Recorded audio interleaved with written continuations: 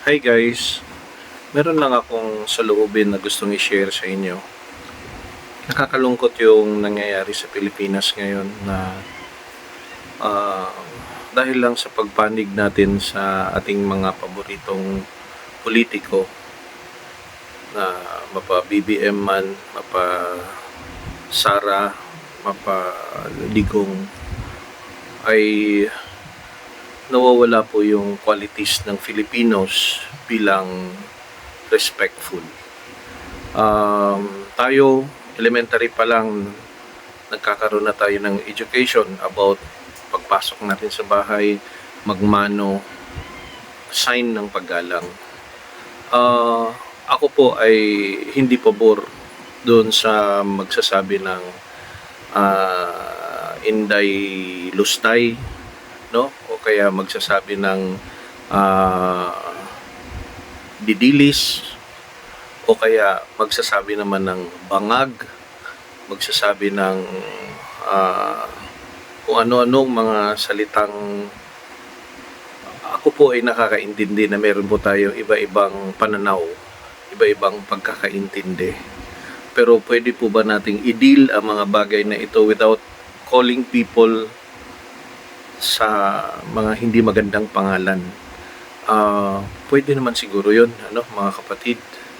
Kasi habang naggaganito tayo, yung mga kabataan na sumusunod sa atin, yung mga batang lumalaki, natatanim tuloy sa kanilang isipan pag nakakarinig ng mga ganitong bangag, calling the president bangag, the vice president Inday Lustay. Ang point ko dito, let us deal with these cases without calling people names.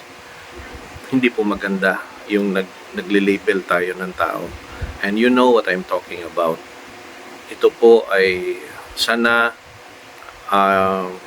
makarating ito sa bawat Filipino na magkaroon tayo ng ibalik natin yung ating nakaugaliang respeto. Tignan nyo ang mga Filipinos ngayon sa social media, TikTok, YouTube, kung Facebook. Ang bilis natin magbitaw ng mga salita na mga hindi maganda, na hindi naman po yun ang ugali ng isang Filipino. And I know you will agree to that. Kaya mga kapatid, let us deal things na maayos and stop spreading hate. Kasi the more we call people ng mga ganong pangalan, nakikita yung hatred sa puso natin. Tandaan nyo, it is biblical. Nang sabi ng Panginoon, kung ikaw ay lalapit sa akin at ikaw ay magpipray,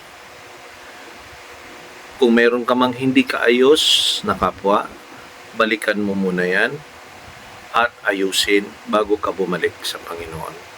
At kasama na doon yung pagpapatawad, alisin ng galit, alisin ng hate.